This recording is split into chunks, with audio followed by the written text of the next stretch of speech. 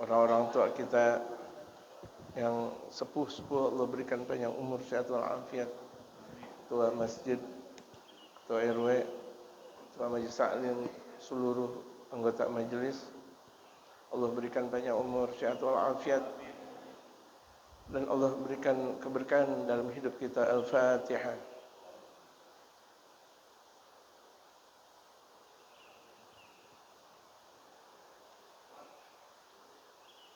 Al-Fatihah al-Qabul tamam bir-Rasul ila hadrati Sayyidina Rasul Muhammad sallallahu alaihi wasallam, thumma ila hadrati Sayyidina Imam jami'al Nabil Mustafa wa sahabat tabi'in tabi'in alina ma'alhum wa fihim birahmatika ya rahman rahim, thumma ila hadrati Sayyidina Imam Ahmad bin Isa al-Muhajirullah, Sayyidina Imam Faqih al-Muqaddam Muhammad bin Ali Ba'lawi, Sayyidina Imam Abdurrahman Segaf usulin furu'in, thumma ila hadrati Sayyidina Imam Abi Hamid Muhammad bin Ahmad al-Ghazali, Mila Habib bin Umar bin Muhammad bin Salim bin Sayyidina Syekh Muhammad Syafi'i Hadan, Yamin Masyayikhna fid din, Mila Hadrati Guru Sya'ban, Mila Sayyid Walid Haji Kaya Ustaz Syekh.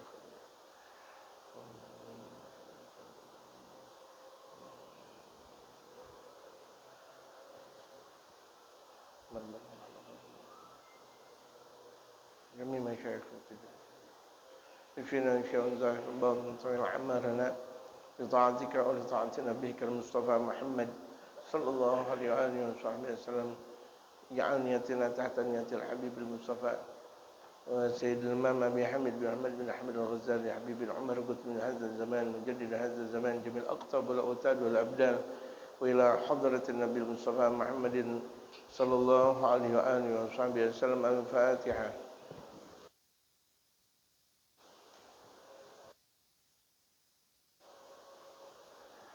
Bismillahirrahmanirrahim. Ya Rabbil Alamin.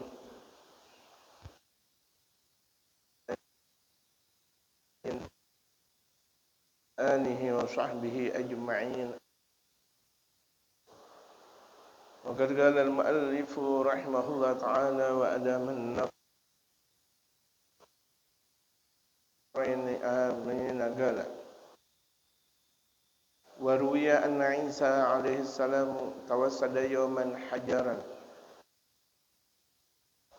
famarra bihi iblis faqala ya Isa arghibta fid dunya fa'aqadahu Isa alaihi salatu wassalam farama bihi min tahti ra'sihi wa qala hadza laka ma'ad dunya. Pernah diceritakan bahwa Nabi Allah Isa alaihi salatu wassalam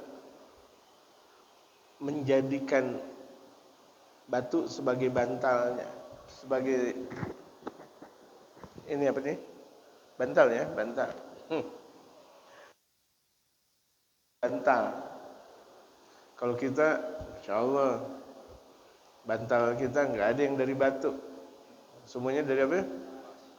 Kapas yang lembut-lembut dan sebagainya. Makin lama tuh tidurnya. Ini bantalnya Nabi Allah Isa dari batu. Sering saya ambil berkah dari bantalnya Syekh Abu Bakar bin Salim di Inat itu. Bantalnya beliau asalnya dari kelapa yang kemudian sudah membatu. Saking lamanya tuh kelapa membantu. Itu dijadikan sebagai Abu Bakar bin Salim tidur. Andaikan itu adalah kelapa benar, tetap kita bakal terjaga dari tidur. Gak enak. Bagaimana itu kelapa yang sudah menjadi batu? Ini rupa-rupanya Syekh Abu Bakar bin Sa'ad dan mereka para awliya Allah bukan mereka tirakat menurut maunya saja. Mereka mengikuti generasi sebelumnya, para nabi dan rasul. Nah ini diantara yang dijadikan sebagai bantalan tidur oleh mereka para nabi dan rasul itu adalah Nabi Allah Isa. Famarra bihi iblisu, kemudian iblis melintas. Iblis memang ada-ada aja emang. Nabi Allah Isa lagi tidur, iblis melintas. Faqala ya Isa araghibta fid dunya? Ya Isa, engkau mau dunia gak? ditawarin ke Nabi. Jangankan Nabi, wali aja nggak mau dunia. Ya. Jangankan si Nabi, wali aja nggak mau dunia. Akhirnya fa'akhadahu Isa alaihissalam farama bihi min tahti ra'si. Akhirnya beliau ambil bantal yang terbuat dari batu tersebut, berlempar dari bawah kepalanya. Iblis itu dilempar dari batu. Sebelumnya Nabi Allah Ismail kecil ketika akan disembelih, beliau melontar juga atau disebut dengan melempar batu ke setan yang disebut dengan ramyul jamarat. Demikian juga datang kepada Nabi Allah Ibrahim. Nabi Allah Ibrahim juga melempar batu ke setan. Dan ibunda Nabi Allah Ismail, Sayyidatuna Hajar, sama begitu juga. Kita boro-boro tahu ini setan atau orang benar, ya kan? Terkadang kita tergulingkan tentang permasalahan setan atau bukan. Hadzalaka ma dunya, ini nasib engkau dengan dunia. Dilempar dengan batu. Wa minha, dan diantara sifat-sifat setan yang perlu kita ketahui, al-bukhlu, pelit. Orang kalau udah pelit, Masya Allah, dia punya banyak pelit, punya dikit apalagi. Pelit, orang mau bagaimana? Gitu. Kalau lagi tahlilan, dia cari berkat yang gedean. Depan yang kira-kira depannya nasi bungkus atau kira-kira tuh buah-buahan yang enak, dia ada di depannya. Kalau ada keripik atau kacang, dia nggak mau di depannya. Ini tanda pelit. Tanda pelit. Biasanya tuh kalau orang pelit dia makan sendiri-diri. Biasanya.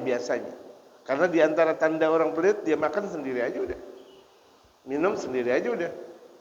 Kita kalau mau ngelihat teman pelit atau enggak, kalau kita lagi dalam keadaan haji atau umrah, atau kita dalam keadaan ziarah, kelihatan tuh. Ya Allah, kita lagi ziarah, dia ke restoran Padang, dia makan, tanda pelit itu. Kita lagi aus-aus, dia minum teh botol, astagfirullah.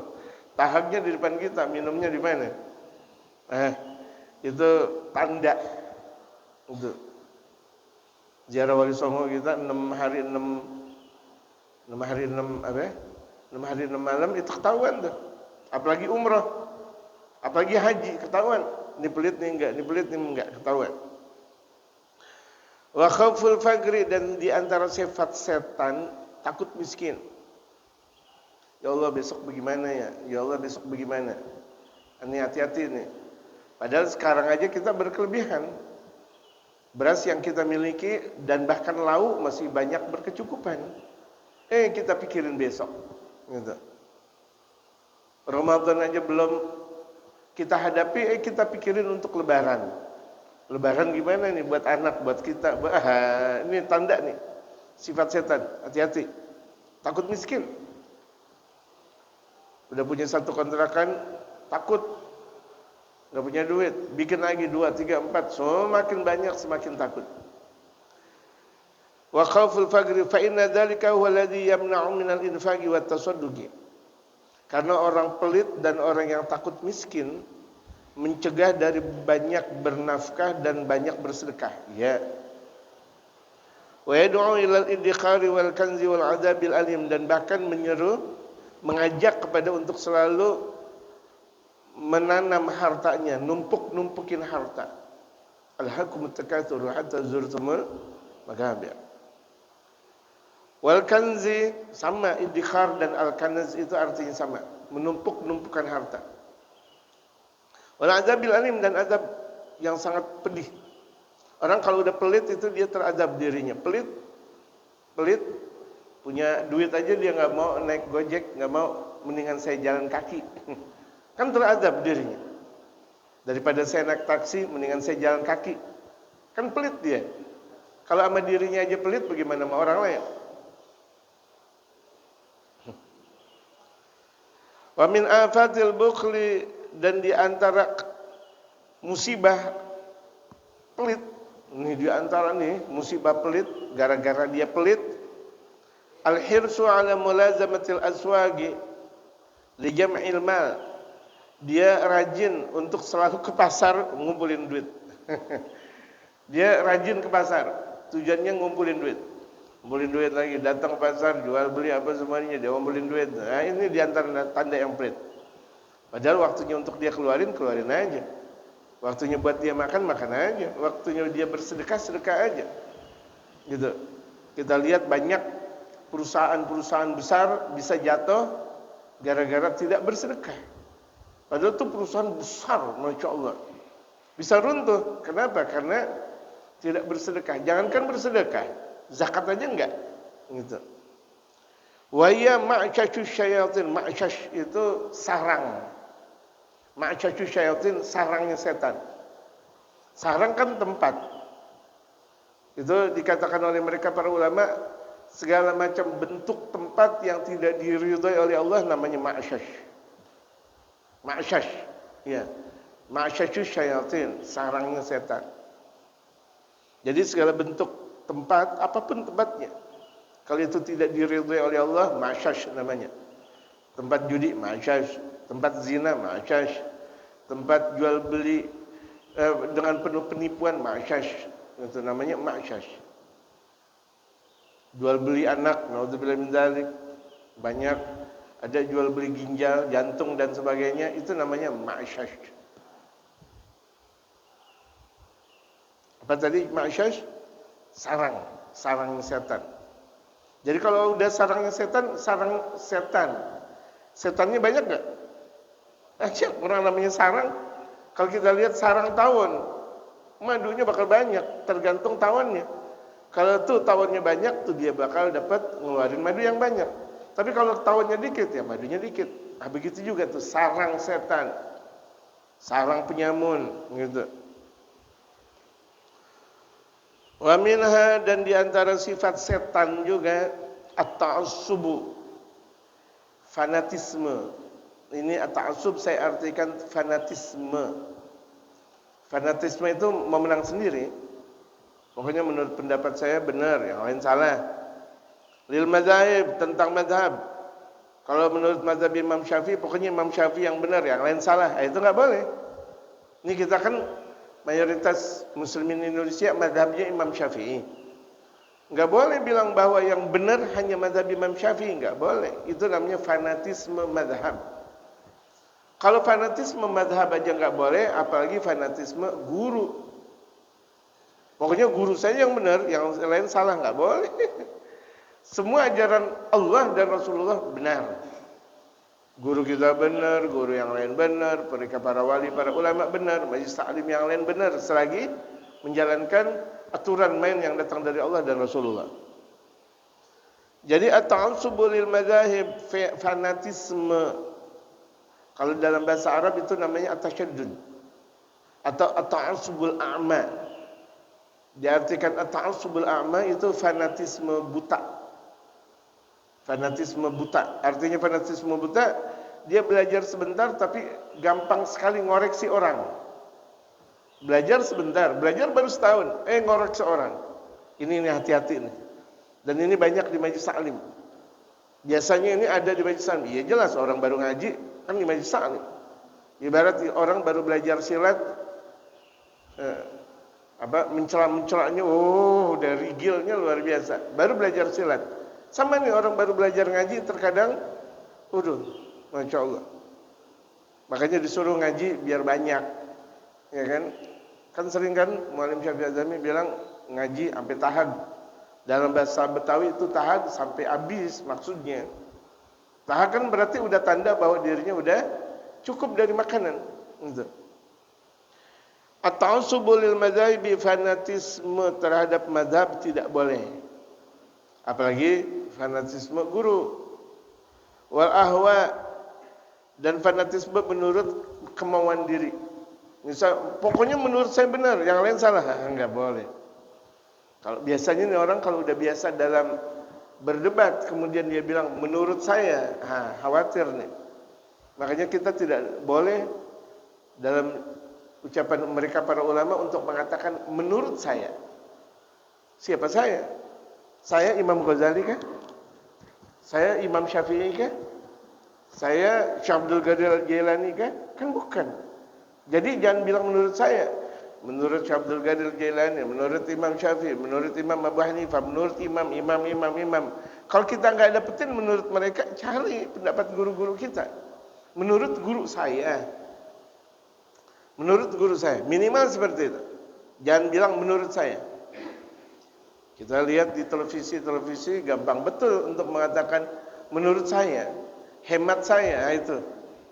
Kan kalau lagi debat-debat hebat saya, menurut saya, hati-hati. Kalau awalnya udah menyatakan kesayaan, anania, kesayaan, sementara yang sering mengatakan saya itu adalah setan. Gitu. Wal hikdi, hikid, dendam. Dia nih yang benci sama saya nih. Jatuhin aja, jatuhin. Gara-gara dia nih, gara-gara dia. Dulu nih gara-gara dia saya jatuh. Dulu gara-gara dia nih anak saya nggak masuk sekolah. Guru, dulu gara-gara dia nih saya sakit. Wal hikdi 'alal khusum, dendam dengan bermusuhan. Ada orang terkadang dendam dalam bermusuhan ada sampai kebawa mati. Sampai meninggal dunia tuh dia masih ingat bahwa dia pernah dijelek-jelekin. Saya pernah dijelek-jelekin sama dia. Itu namanya dendam. Walaupun tuh artinya dia nggak pernah jelekin lagi, namanya dendam.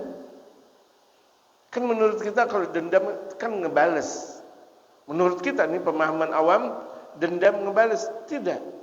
Terpatri dalam diri kita bahwa kita benci sama orang, itu dendam namanya. Ya dia nih. Ya dia. Saya ngeliat dia kayaknya udah empet banget. Ya dia, udah dah. Itu dendam tuh, hati-hati. Dan itu banyak. Kalau misalnya ini terkadang ulama begitu juga. Giliran ulama ceramah, dia pulang aja udah. Pulang, dia yang ceramah. Kalau ulama model kayak gitu, bagaimana jamaahnya? Banyak saya lihat nih kayak begini. Bukan saya lihat, saya saksikan langsung. Allahu Akbar. Serem banget kalau ada ulama kayak gini. Pokoknya kalau si B ceramah, dia pulang. Gantian, kalau si A ceramah, si B pulang. Kalau ini ulama, bagaimana jamaahnya? Jamaah. Kalau ini adalah ulama, bagaimana jamaahnya? Gak pantas ulama seperti ini. Tapi kenapa terjadi? Allahu Akbar. Hasan sibuk. Makanya kalau jadi penceramah, bagusnya kalau dia habis ceramah, diam dulu. Tunggu penceramah yang lain selesai. Kecuali kalau misalnya betul-betul dia sibuk, tunggu sebentar. Penceramah yang ceramah berikutnya beberapa menit baru dia keluar. Jangan ketika dia selesai ceramah langsung pulang begitu. Ini tidak beretik namanya, tidak beretika. Terkadang orang baca kitab aja, nggak tahu tentang rumusan adab. Makanya orang habis belajar fikih, belajar tasawuf. Habis belajar fikih, belajar adab namanya. Itu kan terkadang orang keluar aja udah. La hormat wala salam. Seakan dia gurunya para guru yang ada. Udah keluar aja udah gitu. Maaf, ana ada undangan lain. Assalamualaikum, astagfirullah. Itu tidak beradab. Man laysa lahu adab fahuwa dub. Itu dikatakan. Dan itu saya lihat juga penceramah juga. Ya, nggak punya adab deh kalau begini jadinya. Pantesan maulid tapi tidak masuk dalam rangka aktivitas masyarakat dalam beradab. Habis maulidan puluhan juta, ratusan juta, bahkan begitu-gitu aja. Ya kenapa? Salah manggil penceramah. Walaupun dia alim besar. Setan juga alim. Kalau mau ditanya tentang setan, alim luar biasa. Gitu. Wan nadhari lahum bi'ainil ihtigar, memandang mereka dengan pandangan menghina. Dia kan anak baru lahir dia. Di tahun segini kan dia baru kecil. Dia sunat saya yang megang. Belaga-belaga nasihatin orang, udah pandangannya buruk sama orang. Ya, jelek-jelekin orang, nganggap remeh orang. Dia mah enggak benar gitu. Saya belajar di sini. Dia mah belajar di mana? santren kelas kambing, saya nih santren kelas sapi. Nggak benar kayak gitu. Wadzalika mimma yahlikul ibadah, yang demikian itu membinasakan hamba. Punya sifat seperti itu, hamba bakal binasa. Walil fusaqi jami'an, dan bahkan orang-orang fasik semuanya pasti bakal binasa. Kalau orang fasik binasa, ya orang-orang fasik emang udah ketahuan fasik dia. Yang disebut dengan fasik, al-khuruj an taatillah. Al-fasik, al-kharij an taatillah, orang yang keluar dari taat kepada Allah, itu namanya fasik. Qala al-Hasan radhiyallahu anhu, Sayyidina Imam Hasan. Biasanya kalau udah disebut dengan Hasan di sini Al-Hasanul Bisri. Kalau disebut dengan Sayyidina Hasan, Qala al-Hasan bin Ali bin Abi Thalib. Sayyidina Hasan bin Abi Thalib karramallahu wajhahu. Ini biasa kalau disebut dengan Hasan, Sayyidina Hasan al-Bisri. Mungkin pengarang mengharapkan bahwa ini adalah Sayyidina Hasan bin Ali bin Abi Thalib. Balaghana anna iblis qala, pernah datang cerita kepada kami bahwa iblis pernah berkata, sawaltu li ummati Muhammadin sallallahu alaihi wasallam al-ma'asiyah, aku pernah mengiringi umat Nabi Muhammad dengan berbagai macam maksiat. Makanya tidak ada perbuatan maksiat kecuali sudah diiringi iblis. Mau maksiat apapun. Fagasamu dhahri, kemudian mereka malah menghancurkan punggungku bil istighfar, dengan beristighfar. Jadi itu kalau misalnya ada umat Nabi Muhammad habis melakukan dosa kemudian dia istighfar, itu sama saja menghancurkan punggungnya iblis. Itu. Makanya kita banyakkan istighfar. Astaghfirullahaladzim, astaghfirullahaladzim, itu biar iblis punggungnya hancur. Terus kalau ada hancur, nggak ada dong. Oh ada. Berikutnya namanya iblis itu satu kesatuan. Iblis itu nama dari satu kesatuan. Satu hilang ada dua. Ada dua hilang ada tiga. Seperti kita bilang polisi. Polisi. Satu kesatuan enggak? Kalau misalnya satu polisi meninggal, ada lagi yang dua, ada 3, 4, 5. Itu namanya polisi. Satu kesatuan. Sama, kalau kita bilang iblis, satu kesatuan. Misalnya yang satu udah punah, ada lagi yang dua. Bukan artinya saya mau samakan antara iblis dengan polisi, enggak. Ini artinya saya mengasih contoh. Saya kasih sama, enggak usah polisi dah. Hansip. Sama, hansip kan satu kesatuan. Atau satpam kan satu kesatuan. Satu hilang, ada lagi satpam yang kedua, ada yang ketiga, ada yang keempat. Dan kita pikir bahwa kalau kita sudah melemahkan iblis hilang. Enggak, ada generasi iblis. 2, 3, 4, sampai kapan? Sampai kita ketika meninggal dunia mengucap la ilaha illallah Muhammadur Rasulullah. Itu. Kalau udah napas berhenti, baru datang iblis sudah keluar. Gitu. Baru iblis keluar. Fasawaltu lahum dzunuban, kemudian aku iringi kepada mereka dosa. La yastaghfirunallah minha, tapi malah mereka tidak pernah beristighfar kepada Allah. Giliran maksiat, ya, mereka beristighfar. Giliran udah ada dosa, udah tertulis tuh dosanya, udah tertancap maksiat menjadi dosa, enggak pada mau istighfar. Wahyal ahwa, itu namanya hawa nafsu. Kan banyak orang udah kadongan berbuat maksiat, enggak ada rasa malunya. Udah kadongan, udah terlanjur berbuat maksiat, enggak ada rasa malunya. Ya biasa misalnya dengan perempuan sana sini udah pegangan, sana sini kesana kesini pegangan. Udah terlanjur ya udah. Di depan masjid juga masih pegangan juga, udah terlanjur. Orang biasa kalau udah berbuat maksiat, biasa orang sudah berbuat maksiat, keterlanjuran berbuat maksiat, keterusan. Biasanya nih orang kalau misalnya dia masih merasakan baunya maksiat, baru sekali, 2 kali dia berbuat maksiat. Tapi kalau udah dia melakukan maksiat banyak, udah nggak ada keciuman baunya maksiat. Saya mau kasih ilustrasi, perumpamaan, dijagal. Dijagal tempat penyembelihan. Sekali waktu ketika kita kejagal, kita makan dijagal misalnya, bau nggak? Bau banget, astagfirullah, sampai kita nggak mau makan. Baunya luar biasa. Giliran kita setiap makan siang dijaga 1, 2, 3 sampai seminggu sampai sebulan, biasa nggak akhirnya kita makan siang di situ? Ibarat kayak gitu. Orang kalau udah biasa berbuat maksiat, nggak keciuman bau.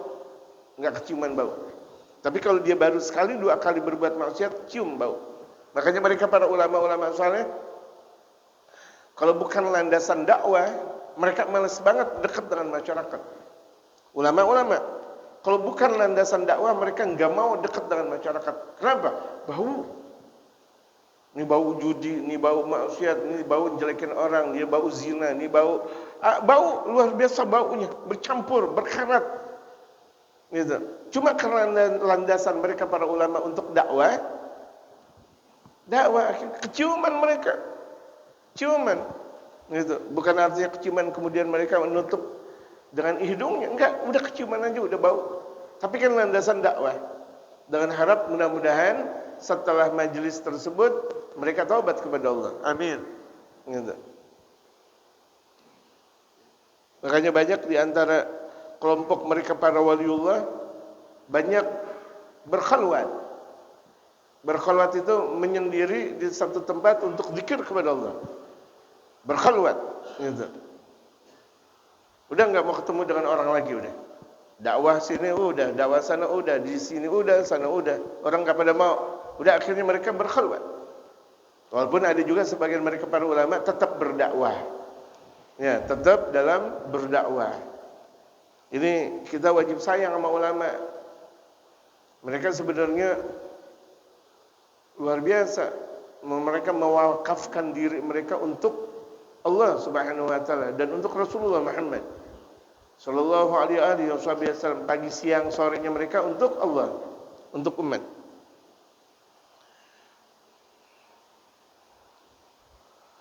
Wa qad sadaqal mal'un, benarlah orang yang terlaknat. Fa innahum la ya'lamuna, mereka tidak tahu. Padahal mereka udah berbuat dosa, mereka enggak tahu. Nah, kebanyakan orang nih saking banyaknya dosa udah enggak ketahuan. Enggak ngerasa udah. Padahal dirinya jauh banget dengan Allah Subhanahu wa taala. Udah jauh banget sama Allah. Enggak ngerasa. Ini kebanyakan orang seperti ini. Enggak ada perasaan, ya Allah. Kita lagi di luar kedengaran ada orang baca salawat misal. Ya Rabbi bil Mustafa balni maqasidana waghfir lana ma madha ya wasi'al karami. Dia enggak merasa keteduhan batin. Kenapa? Dia udah biasa maksiat. Padahal awal-awalnya ketika di luar dia mendengarkan salawat tersebut, teduh hatinya, Allah enak banget, kayaknya saya mau ke masjid. Cuma nggak ada waktu dia untuk ke masjid. Semakin kebanyakan dia nggak ada waktu untuk ke masjid, kebiasaannya. Nah kalau udah kebiasaan, udah tadi dia katakan ma'syasyus syayatin, sarangnya setan. Hati begitu juga, hati. Kalau udah nggak sering zikir, nggak sering berada di dalam hambanya Allah, nggak sering dekat dengan mereka orang saleh, hati seperti itu juga. Anna dzalika minal asbabil lati tajri ilal ma'asi. Yang demikian itu sebab mengalirnya menuju maksiat. Mengalir berbuat maksiat, bukan berjalan lagi. Bruk. Kalau orang udah nggak ngerasa, maksiatnya makin banyak. Masya Allah.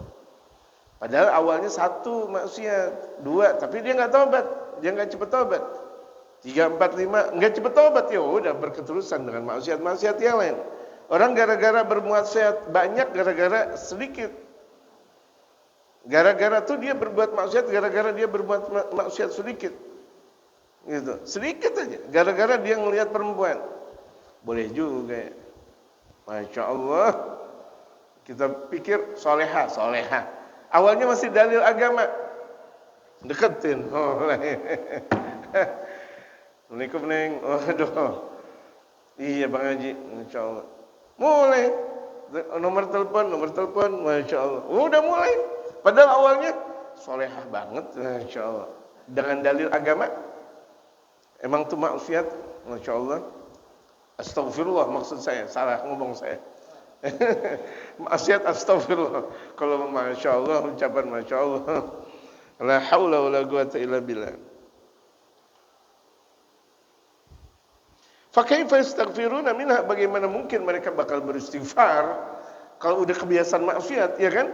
Orang udah kebiasaan maksiat, bagaimana mau istighfar? Enggak ada. Dibilang istighfar, apaan sih istighfar? Gitu. Padahal orang bilang istighfar yang banyak, apaan sih ente? Ente aja yang istighfar, Masya Allah. Disuruh istighfar, orang disuruh istighfar. Dia sendiri nggak nyebut istighfar.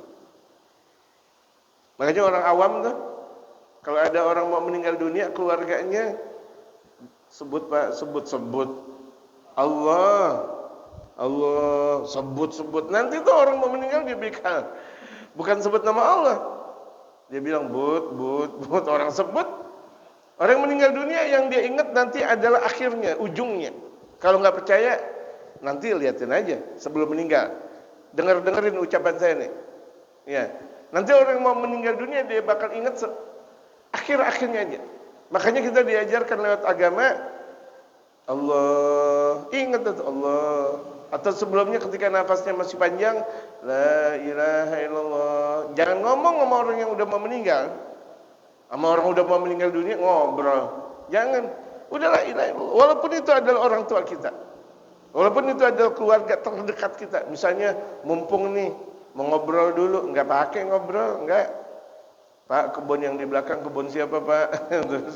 Enggak pakai. Nanti orang tuanya bilang, "Jangan engkau jual ya, Neng." Atau tong tuh kuburan yang kebun yang di belakang. Kenapa, Pak? Punya orang.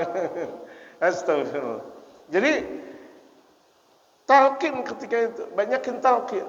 Bahkan orang yang baca Yasin jangan dekat-dekat sama orang yang mau meninggal dunia. Ini orang mau meninggal dunia hanya talqin saja yang dekat dengan telinganya. Orang yang baca Yasin sebelah sana biar enggak kedengaran. Kedengaran cuma talqin saja. Ini ada orang mau meninggal dunia, sini Yasin, sini apa, semuanya pada nangis. Ya, ngerepotin dia nanti ketika dia mau meninggal dunia, dia mau ngucap apa? Yasin kan terkadang akhirnya namanya kan ayat Al-Qur'anul Karim. Yasin wal Qur'an innaka laminal mursalin suratul mustaqim tanzilul azizir rahim litunzir kama unzira fahum ghafilun. Kalau disebut dengan fahum ghafilun apa? Kan artinya mereka orang-orang yang lalai. Litunzir kama unzira. Jangan sebut la ilaha illallah. Nafasnya udah pendek, Allah. Nafas udah pendek banget udah, tinggal hu-nya aja udah. Hu. Sekira-kira tuh dia udah nyebut hu, udah kita berhenti sebentar. Sebut lagi hu. Jangan orang mau talqin bilang la ilaha illallah, salah. Makanya adab mentalkinkan orang beda gitu. Ini bukan mentalkinkan orang mau nikah gitu. Ini orang mau meninggal.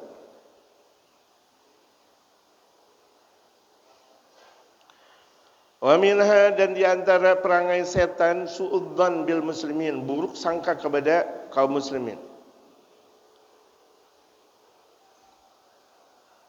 Buruk sangka. Hawanya dia sama orang muslimin buruk sangka aja udah. Ya, dia miskin. Ya, dia bodoh. Ya, buruk sangka aja udah. Kalau misalnya mau ke masjid, dia nggak pernah mau pakai sepatu. Dia pakai sendal jepit yang paling jelek. Kenapa? Khawatir sendal saya hilang. Masya Allah. Berarti kan buruk sangka dia sama sesama muslim.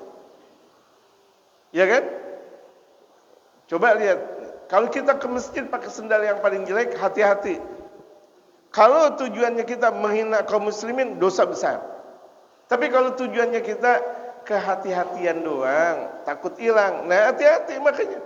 Kalau misalnya, waduh saya pakai sendal takut hilang, berarti kan dia punya pemahaman masjid tempatnya maling kalau begitu jadinya. Hati-hati nih jamaah. Kelihatan sepele, tapi membuat seseorang bisa meninggal dalam keadaan su'ul khatimah. Jangan pakai sendal ke masjid, jangan pakai sendal bagus-bagus, nanti hilang. Hati-hati itu. Gak usah pakai sepatu ke masjid yang bagus-bagus, nanti hilang. Hati-hati, bisa membuat seseorang mati su'ul khatimah. Buruk-buruk sangka sama masjid, sama pengurus masjid, sama orang yang ada di masjid.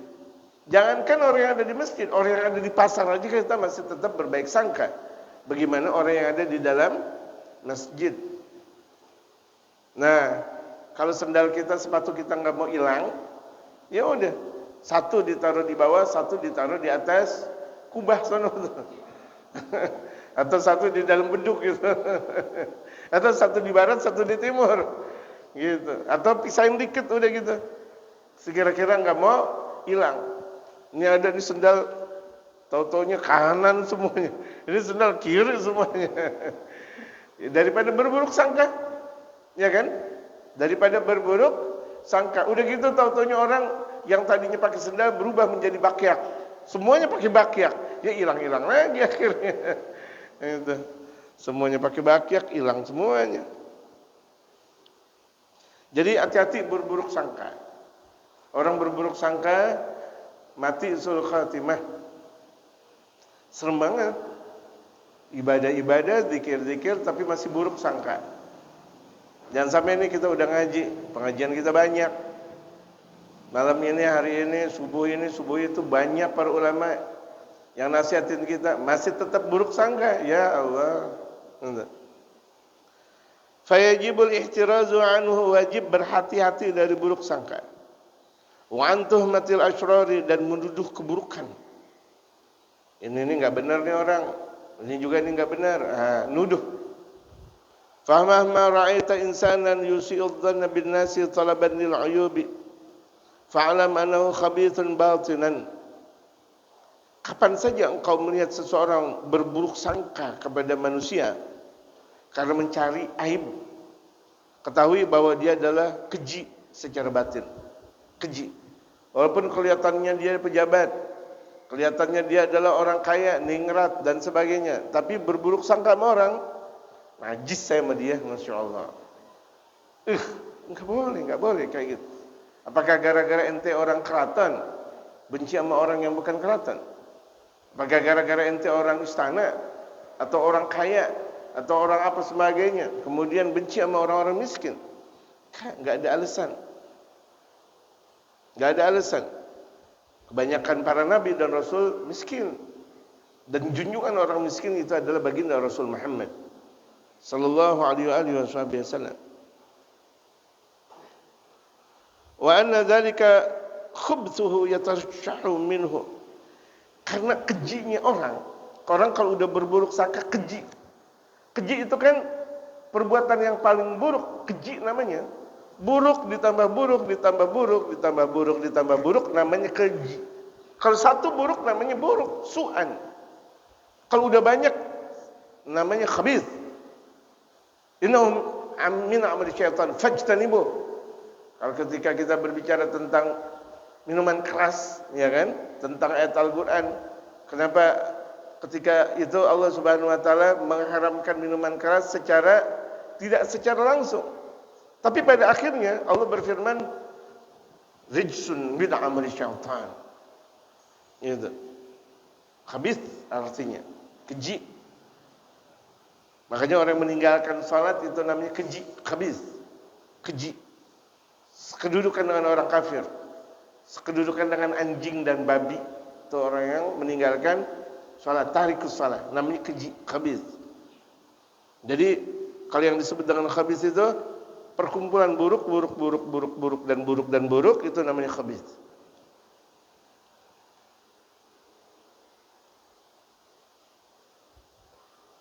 Ya tarashsha'u minhu, itu bakal memercikan.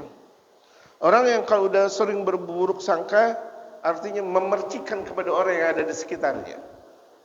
Ini ada orang berburuk sangka, dia punya teman, nanti temannya bakal jadi buruk sangka juga. Ini buruk sangka, suami istrinya bakal punya buruk sangka. Ini bapak punya buruk sangka, ini anaknya bakal mempunyai buruk sangka. Ya tarashshah namanya, memercikan. Fa yajibu 'alal insani qat'u hadhil abwab. Kalau begitu jadinya buat manusia wajib untuk memutuskan pintu-pintu setan ini. Artinya jangan sekali kita berburuk sangka, jangan sekali kita takut miskin, jangan sekali-kali kita pelit. Itu di antara pintu setan. Tutup rapat-rapat. Tutup. Minal qalbi, yang ada di dalam hati. Tutup tuh hati kita dari berbuat hal-hal tersebut. Wa yu'inuhu 'alaiha dzikrullah, karena dia bakal minta tolong dengan banyak zikir kepada Allah. Makanya orang yang kalau misalnya selalu sibuk dengan zikir terselamatkan dari maksiat. Makanya nih kenapa tuh kita habis ngaji zikir itu karena menyelamatkan kita dari berbuat maksiat. Buruk sangka. Kita lagi enak-enak nih habis ngaji.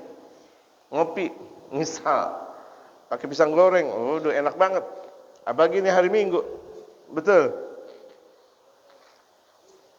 Habis ngaji jam berapa? Selesai jam 6-an. Jam 6-an selesai. Isyraq dan sebagainya, pulang sampai rumah ngopi.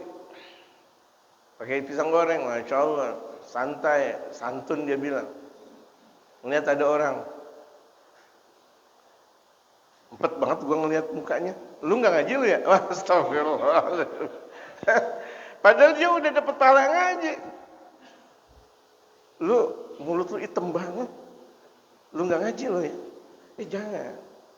Ente bukan wali, bukan ulama, jangan ngomong kayak gitu. Belaga jadi wali, menjadi ulama. Kalau wali itu ngomong kayak gitu ada hal namanya. Ketika wali ngomong kepada umat itu ngobatin. Makanya terkadang wali ada halnya kayak gini, ada halnya kayak gitu. Itu ngobatin semuanya. Namanya obat. Ada gak yang manis? Ada gak manis? Obat-obatan namanya. Kalau obat itu manis. Obat semuanya pahit. Tuh bisa jadi ucapan waliullah. Ya Allah, hati saya sampai begini amat. Tapi kan terobati. Walaupun itu pahit terobati. Ibarat kita minum jamu, habis itu sehat. Itu ucapan-ucapan mereka para awliya Allah. Terkadang ada yang lembut. Ada yang lembut kita diibaratkan ngasih madu. Madu baik, jamu juga baik. Siapa bilang di antara keduanya tidak baik? Jamu baik, madu baik. Ada yang mengatakan bahwa madu tidak baik? Berarti dia tidak tahu kesehatan.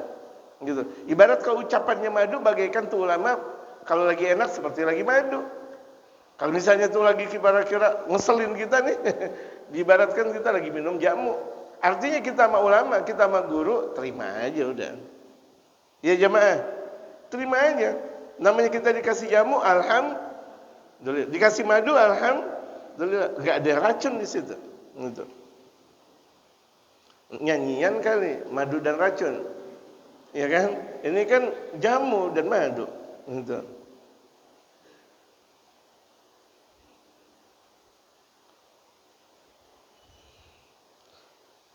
Jadi itu semuanya memerlukan untuk banyak zikir kepada Allah. Makanya ada dalam thariqah, di antara thariqah yang saya dalami itu thariqah Alawiyah. Itu sangat dibutuhkan orang yang berthariqah Alawiyah dengan banyak zikir dan zikir dan zikir dan zikir. Gitu. Zikir, ada zikir pagi, ada zikir siang, sore, malam, beda-beda semuanya. Enggak semuanya hasbunallah wa ni'mal wakil, hasbunallah wa ni'mal, enggak semuanya seperti itu. Ada yang pagi apa, siang apa, sore apa, malam apa, tengah malam apa, sebelum subuh apa, ada tuh. Dan itu untuk menolong kita dari gangguan setan, zahir maupun batin. Penting. Ya, menurut kita tuh untuk kita semuanya itu sangat penting. Itu bantuan dari guru-guru kita berbentuk zikir. Biarkan yang tahu tentang zikir ahli zikir. Yang tahu tentang zikir adalah ahli zikir. Wa qala Ibnu Ishaq lamma ra'a kuffaru Quraisy hijrat sahabati wa arafu annahu sar lahu sallallahu alaihi wasallam as'am min ghairihim. فحذروا خروجه وعرفوا أنه أجمع لحربهم فاجتمعوا في دار الندوة وهي دار قصي بن كلاب وسميت بذلك الاجتماع النداء fiha yatasyawaruna wa kanat Quraisyun la taqdi amran illa fiha. Imam Ibnu Ishaq, seorang ahli sejarah, berkata, tatkala kufar Quraisy melihat hijrahnya sahabat radhiyallahu taala alaihim ajmain, hijrahnya mereka para sahabat, mereka meninggalkan harta. Dan bahkan kalau Sayyidina Abu Bakar As-Siddiq, beliau ambil hartanya semuanya untuk Rasulullah. Sayyidina Umar bin Khattab sebahagian hartanya untuk Rasulullah. Sebagian mereka para sahabat ada yang menjadikan 2/3 hartanya untuk Rasulullah, ada yang menjadikan 1/3 hartanya untuk Rasulullah.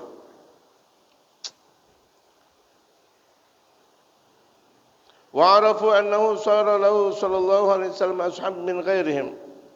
Mereka ni kufar Quraisy memandang bahwa baginda Rasulullah sallallahu alaihi wasallam selalu dengan para sahabat daripada yang lain. Fahadaru khurujahu, kemudian mereka berhati-hati dengan keluarnya Rasulullah. Jangan sampai ini Rasulullah keluar dari kota Mekah, karena mereka ngincar Rasulullah mau dibunuh. Wa arafu annahu ajma'a li harbihim, dan mereka tahu orang kafir Quraisy bahwa Nabi Muhammad mengumpulkan untuk memerangi mereka. Jadi orang-orang kafir Quraisy taunya bahwa Nabi Muhammad ketika mau pindah ke hijrah mau memerangi mereka. Padahal Nabi Muhammad hijrah itu perintah Allah. Enggak ada lantaran untuk kalau ketika di Madinah nanti perangi mereka, enggak ada. Justru dengan gentingnya keadaan yang ada, sahabat, keluarga Rasulullah dan sahabat sudah sangat genting, akhirnya Allah Maha mengetahui gitu, untuk berhijrah. Kalau tidak berhijrah ketika itu sudah makan banyak korban. Mereka para sahabat ada yang ibunya seperti Ammar bin Yasir punya ibu itu ditusuk perutnya. Istrinya dalam keadaan hamil begitu juga. Anak-anak kecil, orang-orang tua banyak dipenggal kepalanya dari kalangan mereka para sahabat radhiyallahu taala alaihim ajmain. Kalau dibiarkan habis dan Islam tidak tersisa. Allah Maha mengetahui. Gitu. Akhirnya Allah perintahkan untuk berhijrah. Sebelum berhijrah ke Madinah ada sebagian mereka para sahabat, 11 sahabat sudah berhijrah ke Habasyah. Habasyah itu Ethiopia sekarang. Dan di antaranya Sayyidina Utsman bin Affan. Gitu. Dengan istrinya. Kemudian mereka berkumpul di Darun Nadwah. Darun Nadwah itu asalnya Wiya Daru Qusay bin Kilab. Wa sumiyat bidzalika, dinamakan Darun Nadwah. Lijtima'in nada, karena berkumpulnya pendapat-pendapat. Nada itu pendapat. Makanya ada kan nadwah. Nadwah itu dalam bahasa Arab beberapa orang dijadikan satu untuk menyusun satu rencana atau menyusun untuk satu pendapat gitu. Makanya ada an-nadwatul ula wa tsaniyah tsalitsah rabi'ah gitu. Halaqatun nadwah misalnya. Itu beberapa orang saja. Nah ini pemimpin-pemimpin kafir Quraisy itu mereka berembuk di dulu namanya Darun Nadwah. Fiha yatasyawaruna, di Darun Nadwah tersebut mereka orang-orang kafir Quraisy bermusyawarah. Wa kanat Quraisyun la taqdi amran illa fiha, bahkan di zaman Quraisy tempo dulu tidak menentukan satu permasalahan kecuali berada di dalam Darun Nadwah. Ibaratnya kita ini adalah MPR DPR, gedung MPR DPR ibaratnya. Wala yadkhuluna fiha ghaira Quraisyin, tidak ada yang masuk selain Quraisy. Hanya Quraisy yang bisa masuk. Selain Quraisy enggak bisa. Karena dianggap bangsa selain Quraisy bangsa yang tidak terhormat. ila an yablugha 40 sanatan, sampai 40 tahun. Bi khilafil Quraisy, lain halnya kalau orang Quraisy enggak apa-apa. Orang Quraisy enggak apa-apa hadir di situ. Tapi bukan orang Quraisy enggak boleh hadir di situ.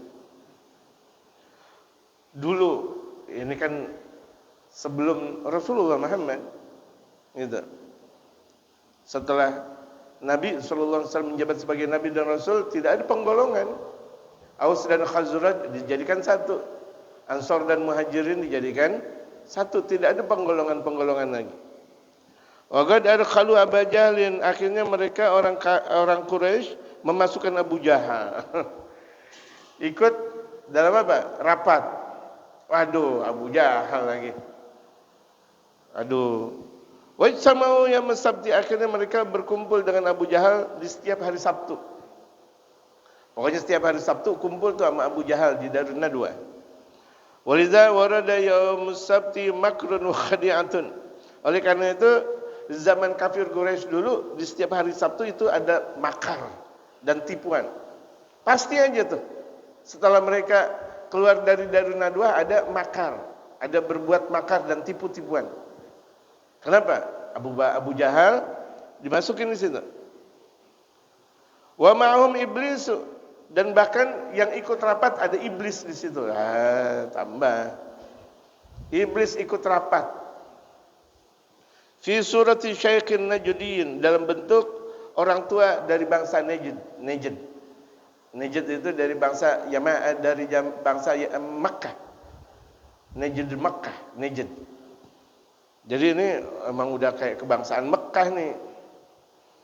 Wa dzalika annahu waqafa 'ala babid dar, tu iblis mulanya berhenti di pintu rumah fi hayati syaikhin jalilin, berbentuk orang tua yang sangat mulia.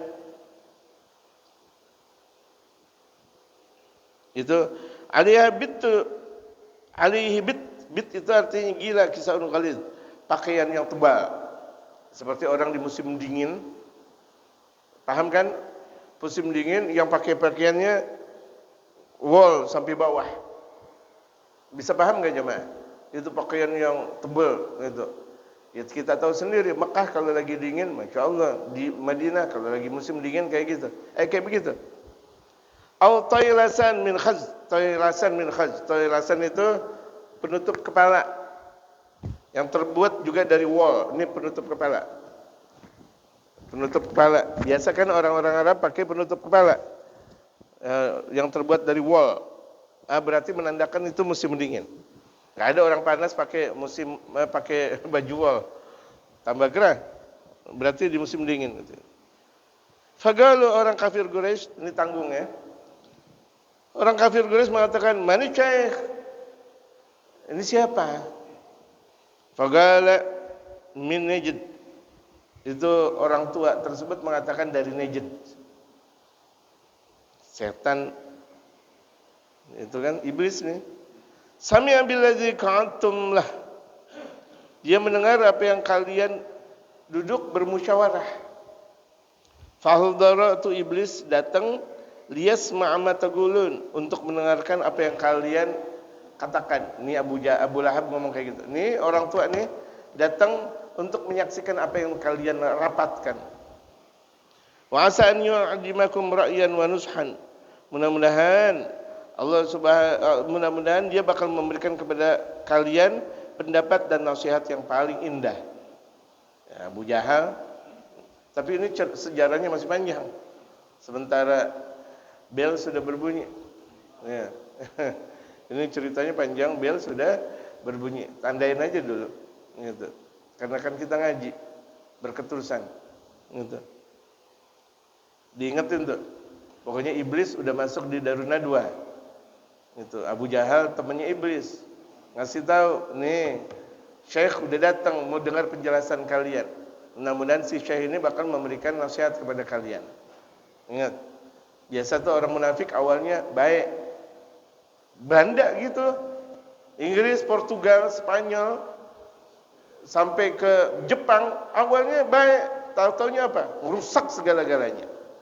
Hati-hati zaman sekalian. Ada orang kelihatannya baik, ngontrak. Akhirnya orang yang ada ngontrak pada akhirnya, dia malah enggak. Hati-hati tuh. Orang yang awalnya kayaknya kelihatan baik, tapi akhirnya adalah jahanam. Udah dijalankan oleh iblis, bapak moyangnya setan. Wallahu a'lam. Mohon maaf kelebihan waktunya. Ditandain.